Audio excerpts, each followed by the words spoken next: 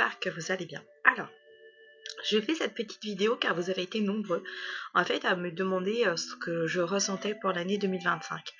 J'avais déjà annoncé entre septembre et octobre que l'année 2024, que la fin de l'année 2024 allait être très très compliquée au niveau des énergies de ce qui pourrait se passer autour de nous et que ce serait vraiment une période très très bizarre pour beaucoup d'entre nous, ce qui effectivement est bien le cas. Alors, ce que je pense de 2025 et quel est pour le coup le message que j'aimerais vous passer. Pour ceux qui viennent me voir en consultation privée, depuis 2-3 mois, je vous répète que si vous avez des projets, que s'il y a des choses qui vous tiennent à cœur, il faut commencer avant la fin de l'année. Bon, donc il vous reste plus beaucoup de temps, mais même à les mettre par écrit, même à commencer à entamer un début de procédure.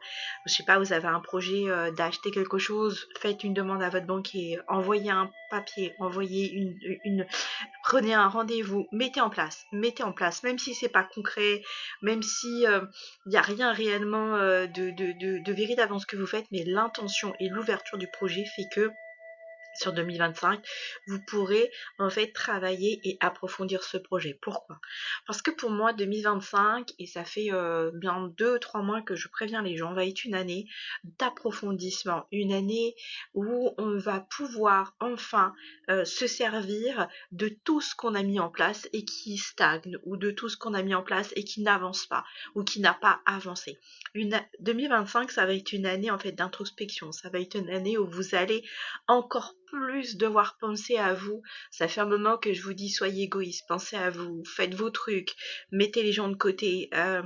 Là, c'est une année où il va falloir vraiment avoir la tête dans votre vie, dans vos projets professionnels. Ne vous éparpillez pas, mais osez. Ça va être une année où tous ceux qui n'auront pas fait en se disant je laisse, c'est pas grave, je mets de côté, c'est que partie remise. Vous perdez du temps et malheureusement, 2025 ne vous permettra pas de récupérer ce que vous n'avez pas fait sur 2024. Alors, il y en a beaucoup qui paniquent en disant ah mais du coup si j'ai pas fait je pourrais pas faire. Alors oui, vous pourrez faire vos projets bien sûr, mais ce sera au ralenti, ce sera compliqué, ce sera moins évident, ce sera de la perte du temps. Alors qu'en fait 2025 va permettre à tous ceux qui ont mis des choses en place d'aller encore plus loin, de se permettre, d'oser, de vouloir, d'entreprendre. Ça va être une année qui sera fantastique 2025 pour tous ceux qui se sont donné la peine d'eux.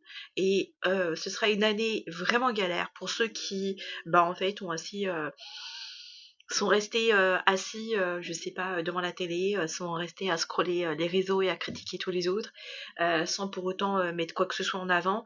Voilà, donc tous ceux qui ont dormi sur leur laurier et qui ont en fait juste regardé les autres en se disant c'est pas pour moi, ou en se disant de toute façon j'ai le temps ou je ferai après, dites-vous bien que 2025 ce sera compliqué et que ce sera pas votre année, ça c'est sûr et certain, et que ce sera l'année de ceux qui se sont battus sur ces 2-3 dernières années. Donc tout ce que vous avez mis en place qui stagne, tout ce que vous avez mis en place qui n'a pas fonctionné, 2025 va vous permettre enfin de le réaliser et d'aller encore plus loin que ce que vous désirez.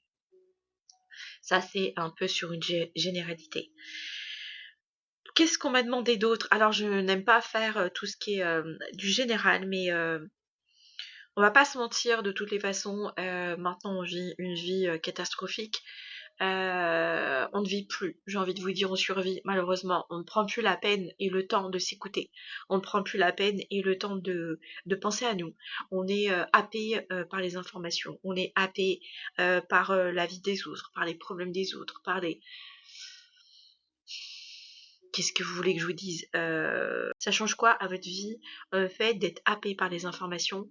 Ça change quoi à votre vie, en tout en sachant bien que ce qu'on vous raconte, ce n'est absolument pas, ou à 95% pas ce qui se passe réellement sur le terrain.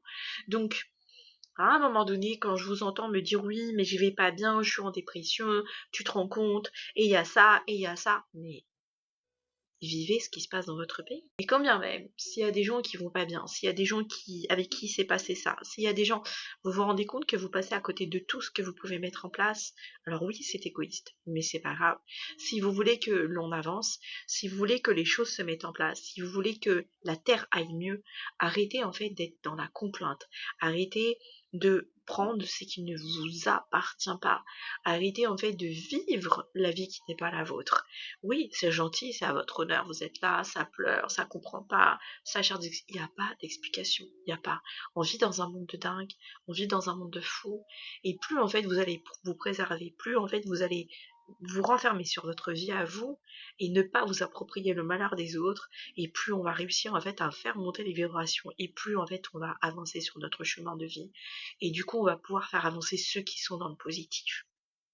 Malheureusement, il y aura toujours il y aura toujours de la violence, il y aura toujours des guerres, il y aura toujours des choses qui vont faire que il y aura toujours la lutte du bien contre le mal. Il y aura toujours la puissance des pouvoirs, qu'ils soient judiciaires, qu'ils soient religieux.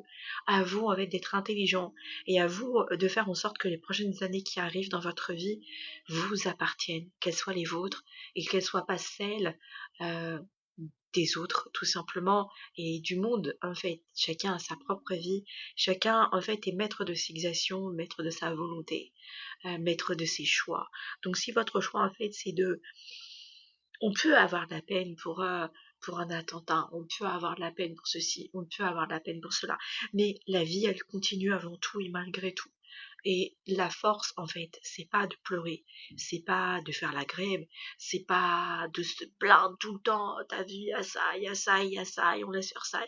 La force, en fait, c'est de se dire, ok, moi, je ferai plus attention, mais attends, je prends ma vie en main, et je ferai tout pour avancer, ne pas en arriver là. Pensez à ça, soyez fort là-dedans, soyez euh, persuadés que si vous faites les choses pour vous, par vous-même, eh ben, il n'y a pas de raison qu'elles ne se mettent pas en place. Personne ne fera les choses à votre place. Alors, quant à, en fait, à tous ceux qui viennent et qui critiquent, alors, moi, ça me fait bien rire, mais qui critiquent les gens qui ont de l'argent, les gens qui ont des sociétés et qui font des millions, les gens qui font des influenceurs, les influenceurs, par exemple, qui gagnent des millions.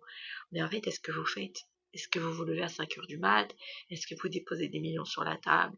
Est-ce que vous vous prenez la rage sur les réseaux? Est-ce que vous faites tout ça? Ou est-ce que juste, en fait, vous le matin à 9 heures pour aller bosser à 10 heures, vous faites votre journée de 8 heures, vous avez vos RTT, vous avez vos 5 semaines de congés payés, et puis ben, vous avez votre salaire à la fin du mois, en sachant que votre retraite, vous l'aurez, etc. Est-ce que vous prenez tous les risques que ces gens prennent? Je ne pense pas. Donc il y a tous ceux, en fait, qui sont là et qui tournent en rond en se disant oui, mais eux ils ont, parce que ces gens-là qui ont, c'est parce qu'ils se donnent la peine, c'est parce qu'ils prennent des risques, c'est parce qu'ils bossent comme des malades même si vous ne le voyez pas. Donc en fait, arrêtez de penser comme ça, parce que 2025 ne vous permettra pas, en fait, d'avoir une année sympa si vous pensez de cette manière-là. Donc remuez-vous le popotin, on va rester poli, pour avoir une belle année 2025 et que vos projets, quels qu'ils soient, puissent se mettre pas en place, puisque de toute façon les choses se mettront difficilement en place, mais plutôt vont s'approfondir. D'accord? Voilà. Donc, j'espère que j'ai pu vous aider. J'espère que ça vous donne un peu un tempo de cette année 2025. N'hésitez pas à me dire en commentaire ce que vous en pensez. Et puis, ben, si vous avez des questions, j'y répondrai en vidéo. Je vous embrasse très fort. Prenez soin de vous. Je vous souhaite une très très très belle fin d'année pour ceux que je ne verrai pas ou que je n'aurai pas. Je vous embrasse. À bientôt.